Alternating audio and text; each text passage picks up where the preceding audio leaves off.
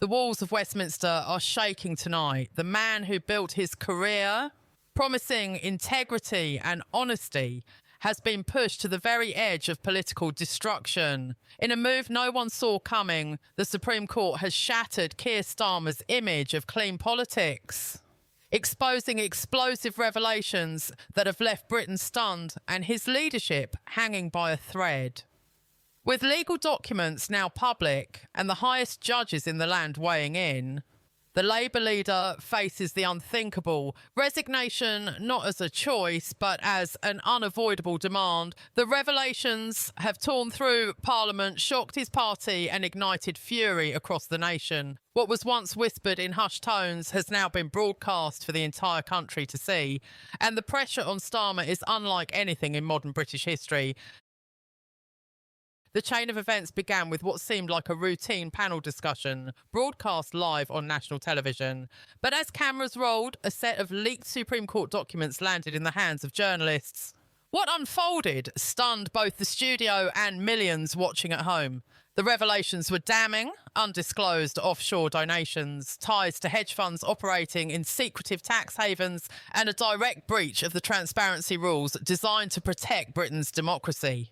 Within hours, those very documents were confirmed as genuine, and the Supreme Court wasted no time. In an unprecedented statement, the court declared that Keir Starmer's handling of party finances not only breached the standards required by law, but posed a direct threat to public trust in political institutions. The ruling was brutal and decisive.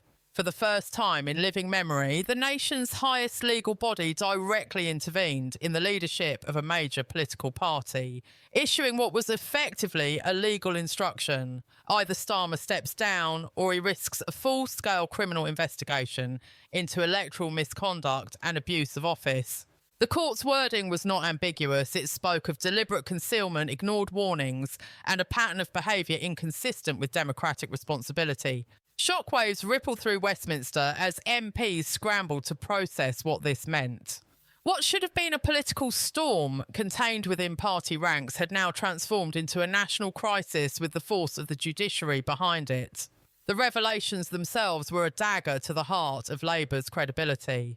At the centre of the scandal lay a multi-million-pound donation routed through offshore accounts, money linked to industries Labour had publicly condemned: fossil fuels, weapons manufacturing and private healthcare profiteering. For a leader who once vowed to bring honesty and fairness back to politics, this exposure struck like a lightning bolt. Worse still, leaked emails revealed that Starmer's own advisers had raised concerns months ago, warning of the risks of accepting such funds. Yet their warnings were brushed aside. The Supreme Court's documents made it clear Starmer had been given every chance to avoid disaster but chose to move forward regardless. Outside the courts, the response was immediate and ferocious. Protesters gathered within hours, chanting, holding banners and demanding resignation. Social media platforms erupted with trending hashtags like #StarmerResign and #CourtShock. And news outlets led with headlines branding this the most devastating political scandal of the century. Inside Labour HQ, the atmosphere collapsed into chaos. Phones rang endlessly, MPs drafted urgent statements, and whispers spread of a rebellion forming inside the party itself. Sources described staff in tears, campaign teams frozen, and senior figures furious that they had been dragged into a scandal that could obliterate the party's future. Across Westminster, rival parties seized the moment with glee. Tory ministers called the situation proof that Labour could never be trusted. Reform UK declared it the final betrayal of Britain's working class, accusing Labour of selling out the nation to foreign profiteers. Even the Liberal Democrats, often hesitant to fan flames, released scathing condemnations, branding the scandal a disgrace to democracy. But perhaps the most telling reaction came from within Labour's own ranks. Shadow ministers began to remove references to Starmer from their public profiles, while others cancelled planned media appearances altogether. Angela Rayner, Labour's deputy leader, went silent, her absence feeding speculation that she was preparing to abandon her embattled leader.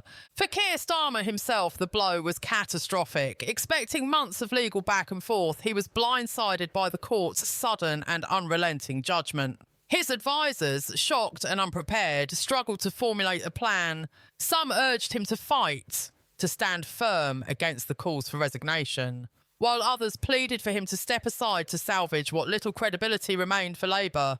But one truth now hung heavy over Westminster. The Supreme Court had spoken, and the weight of its authority made resistance nearly impossible. For the man who once promised to restore faith in politics, the ruling marked the moment his promises came crashing down. The Supreme Court's intervention did more than expose financial misconduct. It ignited a chain reaction that is tearing Labour apart from the inside. What had been simmering frustration among MPs and Grassroots members exploded into outright mutiny the moment the ruling hit the airwaves. Within hours of the judgment being released, over 40 Labour MPs had reportedly signed a confidential letter demanding that Keir Starmer resign immediately. The letter, now leaked and circulating among political journalists, was scathing in its assessment. We cannot and will not go down with a leader who has traded the integrity of this party for offshore money.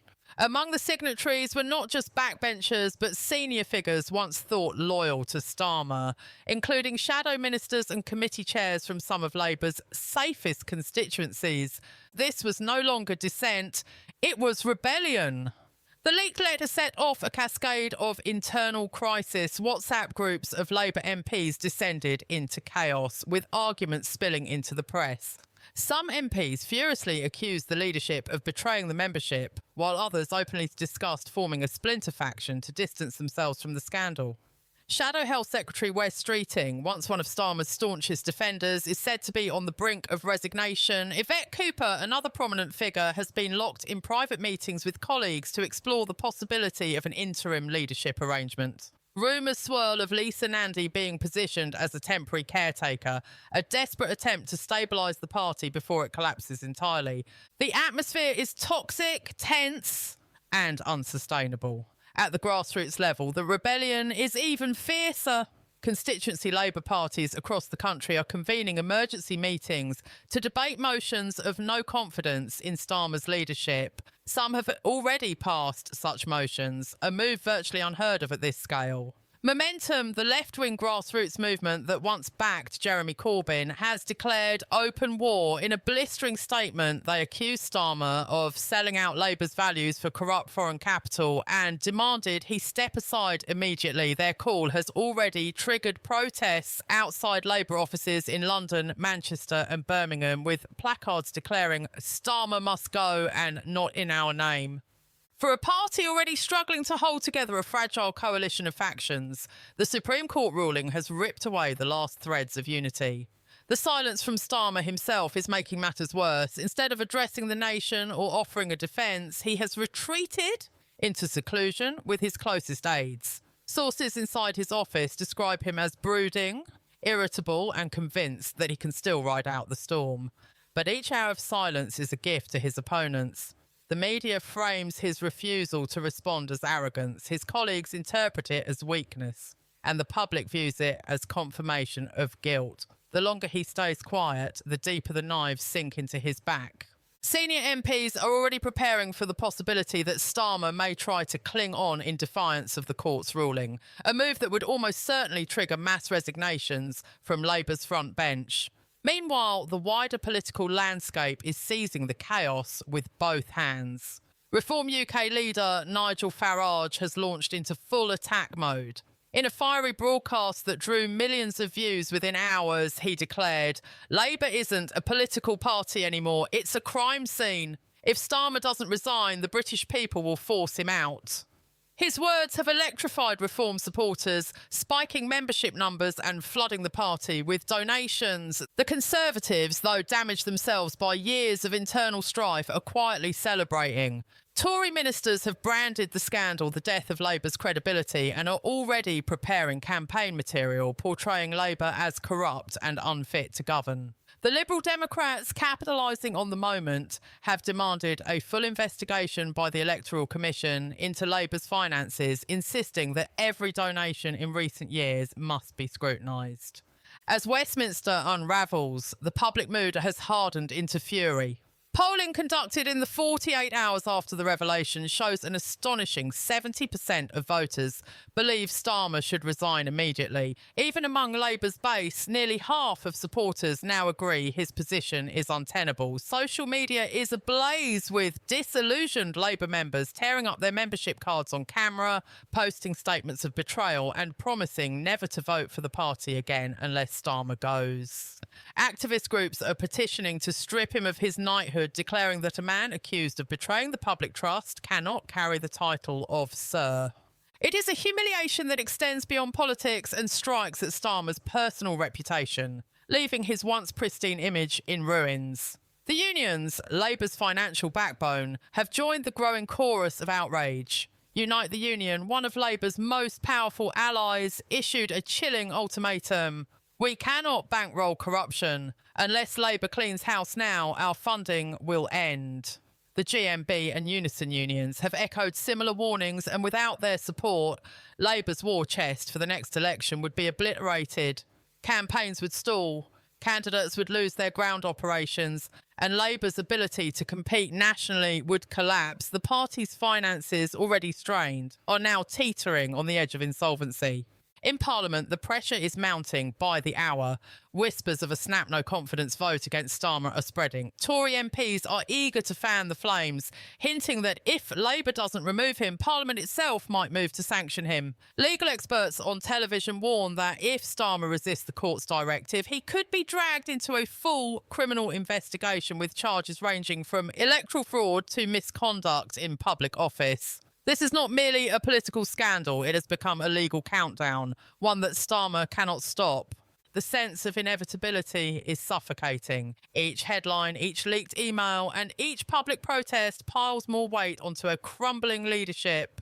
Labour MPs who once defended him now mutter in corridors that the funeral march has begun. Allies turn their backs, rivals sharpen their knives, and the Supreme Court ruling looms like an immovable shadow. Britain has entered uncharted territory where a party leader may be toppled not by voters or by colleagues, but by the judiciary itself. And as Keir Starmer clings in silence, the question haunting Westminster grows louder by the hour. How much longer can he hold on before Labour itself disintegrates beneath him?